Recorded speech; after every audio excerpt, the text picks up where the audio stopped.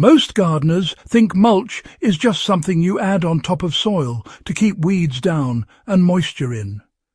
Bark chips, straw, plastic sheets, spread evenly and well forgotten. But, you know, nature does not mulch that way. In wild systems, mulch is not a product and not a single layer.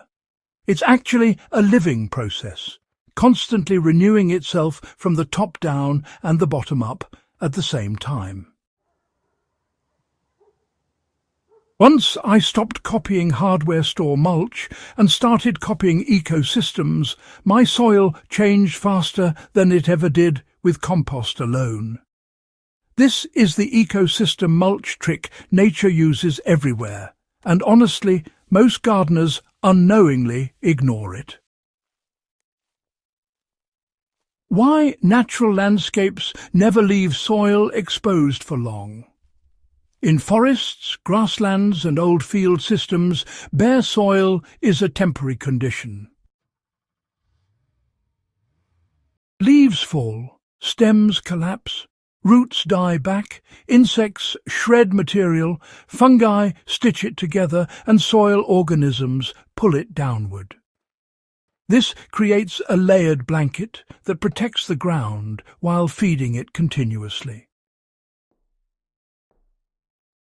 You know, ancient farmers noticed that the most fertile soils existed where plant debris accumulated undisturbed year after year.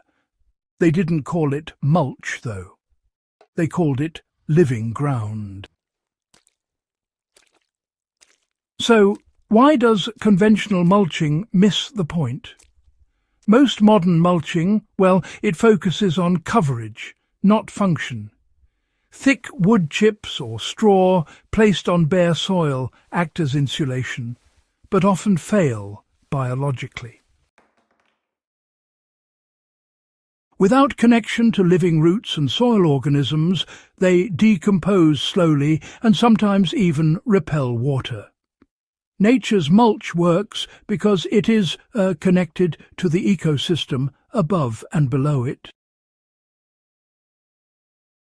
You see, it's fed by roots pushing sugars upward and organisms pulling carbon downward.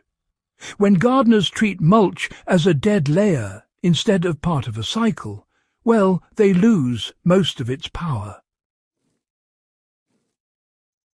Now, let's talk about how the ecosystem mulch trick actually works. The real trick is vertical integration, you know.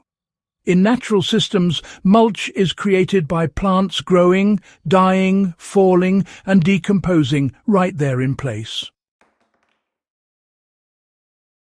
Roots remain in the soil when tops die back, and that creates channels and, well, feeds microbes too.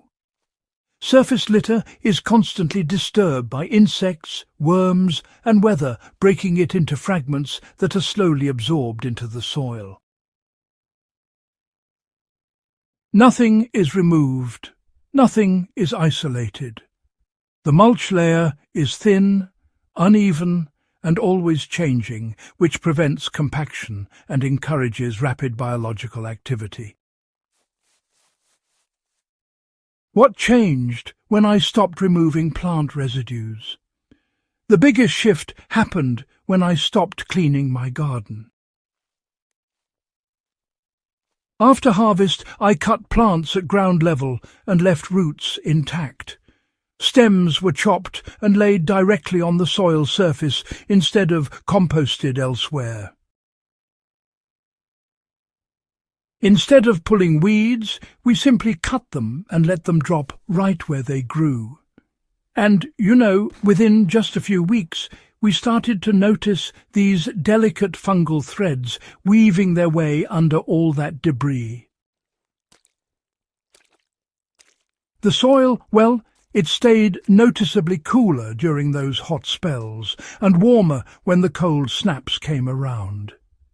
Water began soaking in properly instead of just running off the surface. Honestly, the garden started mulching itself even faster than I could ever manage by hand. So, here's the thing. When it comes to mulch, Why does diversity matter more than just piling it on thick? If you look at nature, it rarely creates a deep, uniform layer of mulch. Instead, it's all about building diversity, and that's where the real magic happens. You know, leaves, stems, seed heads, fine roots, coarse roots, and even insect remains, they all break down at different speeds. This sort of staggered decay, well, it actually feeds soil organisms continuously, rather than all at once. Gardeners who rely on just a single mulch material, they often end up seeing these feast and famine cycles underground. But mixing plant residues, well, it naturally avoids this problem, and honestly supports a much broader soil food web. Now, here's how this method suppresses weeds without, smothering the soil. Living mulch systems don't rely on suffocation. They rely on competition and timing. Thin layers of constantly renewed organic matter block light just enough to prevent mass germination, while still allowing air and water through. Seeds that do sprout are easier to manage because the soil underneath remains loose and biologically active. Weed pressure drops gradually rather than disappearing instantly, which is exactly how stable ecosystems behave. Ancient farming systems quietly used this method. Slash and mulch systems, forest gardens and traditional polycultures all relied on in-place decomposition. Crops were grown among residues of previous growth. Fields were rested, but never cleared. Nutrients cycled locally instead of being exported. These systems lasted centuries because they mimicked how nature maintains fertility without erosion or exhaustion. The ecosystem mulch trick isn't new. It's, older than agriculture itself. So, gardeners can actually start applying this right away without needing to buy a single thing. Begin simply by changing your removal habits. Instead of pulling everything out, just leave the roots in the soil when plants have finished. Then chop up the spent growth and, spread it right where it grew.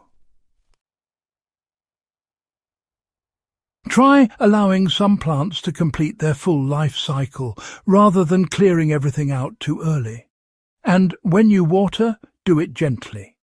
This really helps the soil organisms move all that material downward. Over time, you'll want to observe how the soil texture gradually changes and notice how quickly those residues disappear. Remember, the goal isn't to have a perfectly tidy surface, but rather an active and lively one. So, let's talk about why this method, really outperforms compost-heavy systems over the long run. Now, compost is certainly valuable, there's no doubt about that, but, it's still an external input. On the other hand, ecosystem mulching, it actually builds fertility from within, right there in your soil. Nutrients, tend to move only short distances, while carbon remains right where it is. And all those tiny soil organisms, they adapt to the specific conditions of their own patch of earth. Gardens, over time, become less dependent on constant additions and, honestly, much more resilient to stress.